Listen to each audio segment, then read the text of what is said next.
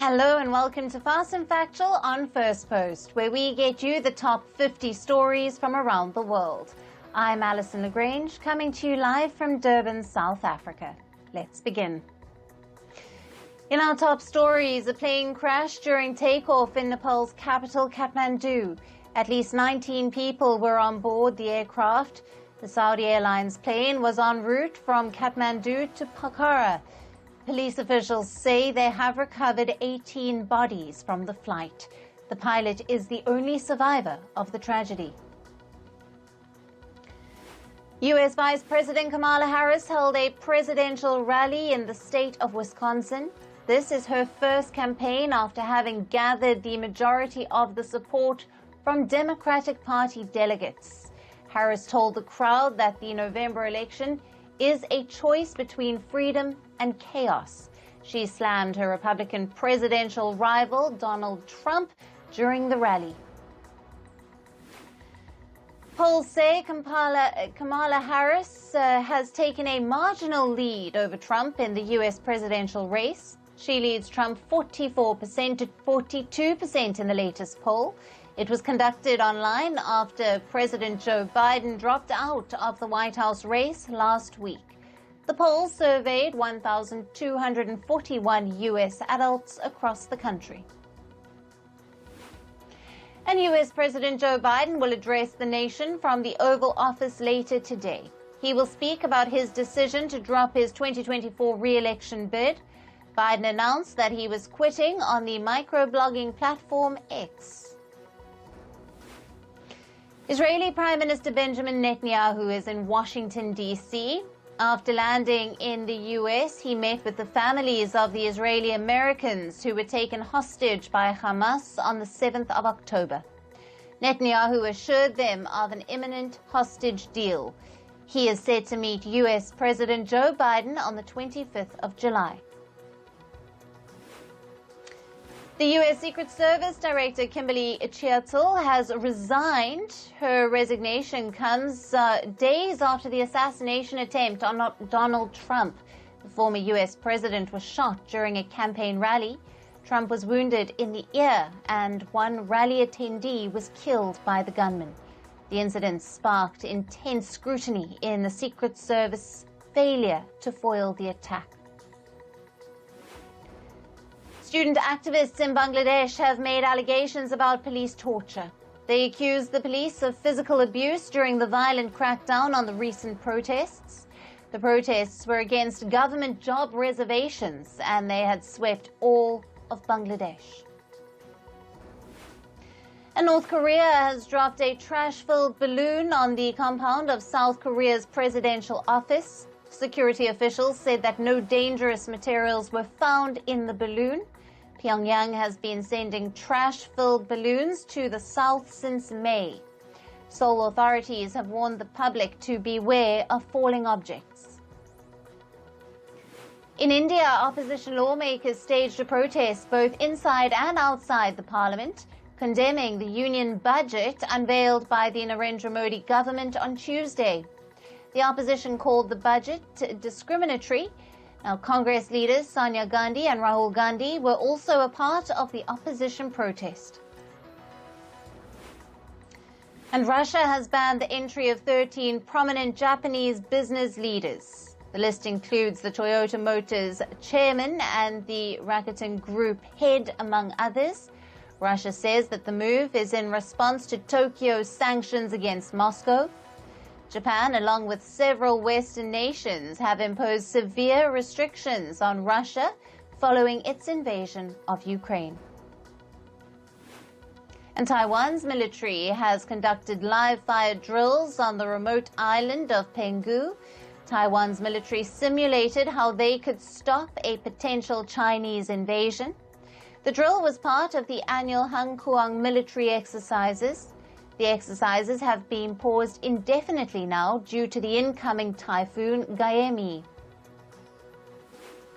Dozens of people have been detained in the Ugandan capital of Kampala for joining anti-corruption protests. At least 45 people were reportedly detained by Ugandan officials. Those detained include a prominent TV presenter and 3 young protest leaders. Police previously said that they had refused to give permission for the march. And on to climate news now. The death toll due to severe landslides in southern Ethiopia has risen to 229. The figures are expected to rise as search and rescue efforts continue. Incessant rain caused 2 deadly landslides on the 22nd of July in Ethiopia's Gofa zone. And Typhoon Gaemi and the southwest monsoon have lashed Philippines' capital Manila with heavy rain.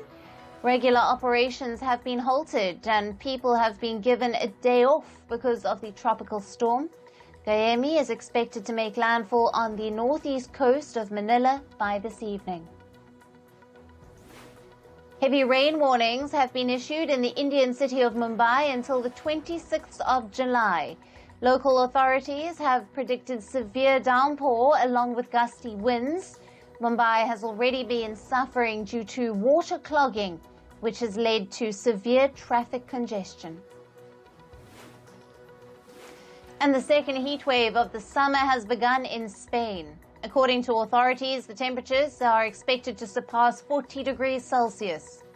Tourists have been grappling with the extreme weather conditions.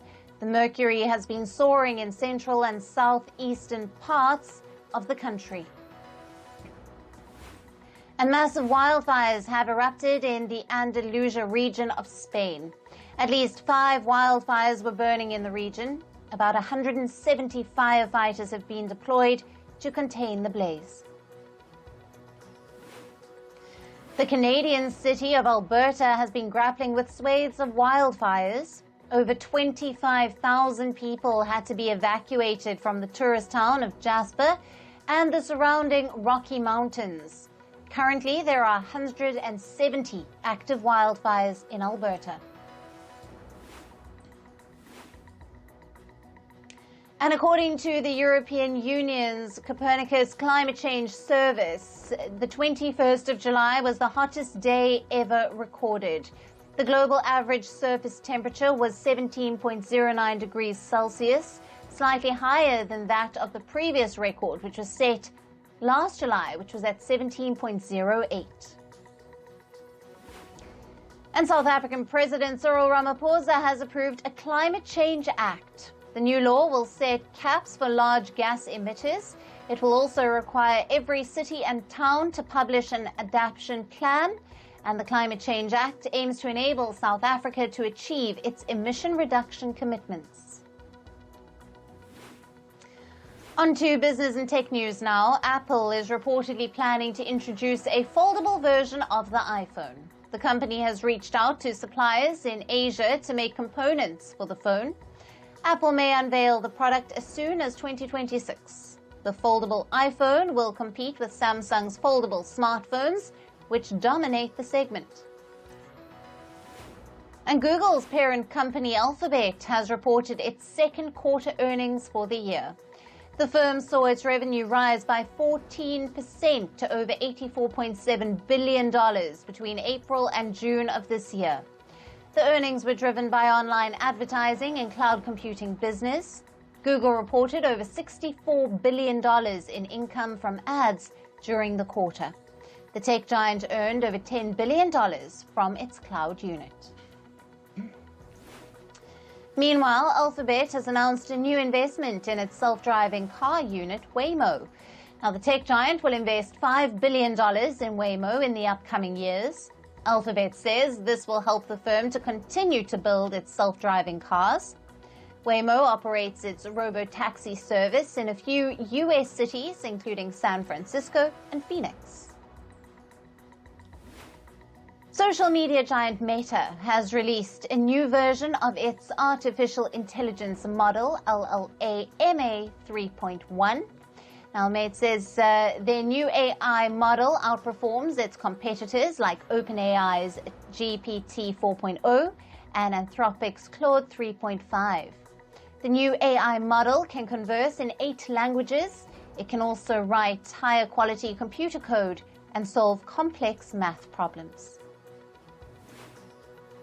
A new round of talks between Samsung workers and its executives has ended without any outcomes. Now, the workers' union said that the gap between the two sides is too wide to reach any deal.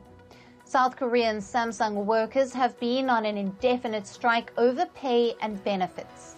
The union has called on the company to make a fresh offer by the 29th of July. And electric car maker Tesla missed market estimates in its second quarter earnings. The firm's profits stood at $1.48 billion between April and June of this year. Tesla's profit margin fell to a 5-year low during the quarter. Recently, the electric vehicle maker has been facing a slowdown in demand. Tesla has reduced prices of its cars to attract customers. Meanwhile, Tesla CEO Elon Musk has started a poll on his social media platform X. Musk is asking users if Tesla should invest $5 billion in his artificial intelligence startup xAI. Earlier, Musk proposed the investment plan during Tesla's quarterly earnings call. Musk said that xAI can help advance Tesla's self-driving capabilities. And plane maker Boeing has resumed deliveries of its 737 MAX aircraft in China. This comes 2 months after China's aviation regulators imposed restrictions on the firm. The regulators wanted to review the batteries used in the cockpits of Boeing's 737 MAX jets. And French fashion giant LVMH has reported its second quarter earnings. The firm's sales grew by just 1% to $22.8 billion between April and June of this year. Weak demand for luxury goods and low sales in China affected LVMH's income. Meanwhile, American credit card firm Visa has also reported its quarterly earnings. Visa earned over $4.8 billion in profits during the April to June quarter. Its revenue rose to $8.9 billion. However, the firm saw a slight decline in transactions in the US compared to the last quarter. And moving to sports, and we start with cricket. Sri Lanka have announced its squad for the T20 International Series against India. Charit Asalanka was named captain of the side. The 27-year-old takes over the skipper from all-rounder Wanindu Hasaranga. India and Sri Lanka play a 3-match T20I series starting on the 27th of July. And Pakistan's cricket board has left it on the International Cricket Council to convince India to travel to the country for the Champions Trophy 2025. According to a source from PCB, the budget for the Champions Trophy has been approved by ICC. However, the format of the tournament is yet to be finalized. The Champions Trophy, which is being hosted by Pakistan, could be shifted to a hybrid model if India refuses to travel. Over in women's cricket and the Asia Cup, India beat Nepal by a massive margin of 82 runs in the final group stage match. Shefali Verma's 81 or 47 deliveries helped India post 178. In reply, Nepal only managed to score 96. And this was Shefali's 10th half-century, which is the most by any woman player before turning 21. With the win, India finished top of Group A and qualified for the semis. And in football news, Bayern Munich's new coach, Vincent Kompany, hit the turf to train along with the team. It was his first session with the German side. Kompany has signed a deal with Bayern Munich until 2027, and he has demanded aggressive and brave play from the players. European football governing body UEFA has launched an investigation into Spain's Alvaro Morata and Rodri. Morata captains the Spanish men's team, and Rodri plays as a midfielder. UEFA is looking into the duo's behavior during the team's Euro 2024 title celebration on the 15th of July. Morata and Rodri were spotted signing racist chants at the event. And Celtic beat Premier League champions Manchester City 4-3 in a pre-season match. Nicholas Kuhn scored a brace and Louis Palmer netted the finisher for Celtic. The friendly was an exhibition match ahead of the 2024-25 Premier League season that starts on the 16th of August. And over in chess, world number 2, Hikaru Nakamura and India's Anish Giri will join the former world champions Magnus Carlsen and Vishwanathan Anand and other stars in the second season of the Global Chess League. The league, which has a team format, features male and female players competing as a group for victory. It has a total of 6 teams and 36 players, and the tournament will take place from the 3rd of October to the 12th in London. New Zealand have filed a complaint with the International Olympics Committee against Canada. The row stems from a drone controversy. A drone flew over New Zealand women's football team during their training session. It was later found that the drone was being operated by a Canadian staff, and the Canadian Olympics Committee has apologized for the incident. Meanwhile, the torch relay for the Olympic Games went through the Palace of Versailles in Berlin, and the French equestrian competitor Laura Guillaume lit the torch in front of the palace. A total of 175 participants were a part of the ceremony. And pro-Palestinian demonstrators gathered in Paris's Place des Clés. Now, they protested against Israel's war in Gaza and its participation in the Olympic Games. They called for Israel's delegation to be expelled. And in entertainment news, multiple celebrities are taking part in the ongoing torch relay ritual for the Paris Olympics. Actress Salma Hayek and rapper Snoop Dogg are among the notable figures participating in the event. The Paris Olympics Games begins this Friday. Meanwhile, reports suggest that Celine Dion might be performing at the Paris Olympics opening ceremony. This will be her first performance after stepping away from the stage in 2022. Dion decided to push the brakes after getting diagnosed with a rare autoimmune neurological disorder. Beyoncé has permitted U.S. Vice President Kamala Harris to use her song Freedom for the presidential campaign. The song was played when she attended a campaign staff meeting. Her team reportedly got permission just hours before the meeting. However, Beyoncé has not officially endorsed Harris. And Coldplay's Chris Martin gave a special shout-out to Taylor Swift during a concert in Germany. They performed a song titled Everglow, dedicated to Swift and her fans. Coldplay's concert comes days after Swift's Eras Tour show. And Colombian singer Karol G has decided to live stream her Manana Serra Bonito tour stop in Madrid on YouTube. Her tour will come to an end with this concert, which began last year. She took to social media and wrote, "It is hard to say goodbye to something that has meant so much to everyone." And according to Netflix, the season 4 of Bridgerton is under development. The streaming giant says that the new season will focus on the character of Benedict's love story. He will be seen searching for a lady whom he sees at a party. And the makers of Joko Foliodu have released its trailer.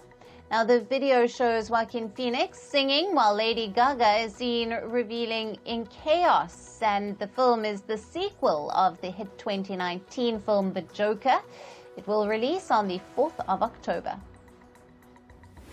And Ryan Reynolds and Blake Lively revealed the name of their 4th child at the premiere of Deadpool and Wolverine. The couple have named their child Olin. And Sharon Stone has joined the cast of Nobody 2. Her role has been kept under wraps. She will star in the film along with Bob Odenkirk, and the film is the sequel to the 2021 movie. It will release on the 15th of August. Camila Mendes and Madeline Klein are in talks to join the cast of I Know What You Did Last Summer reboot.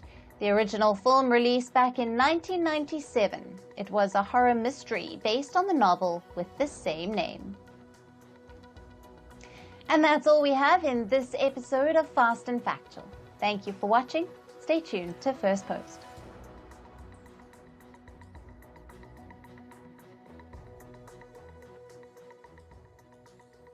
It's over! He's done it again!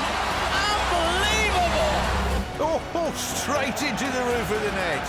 Nice one. Straight down the middle. So a good performance.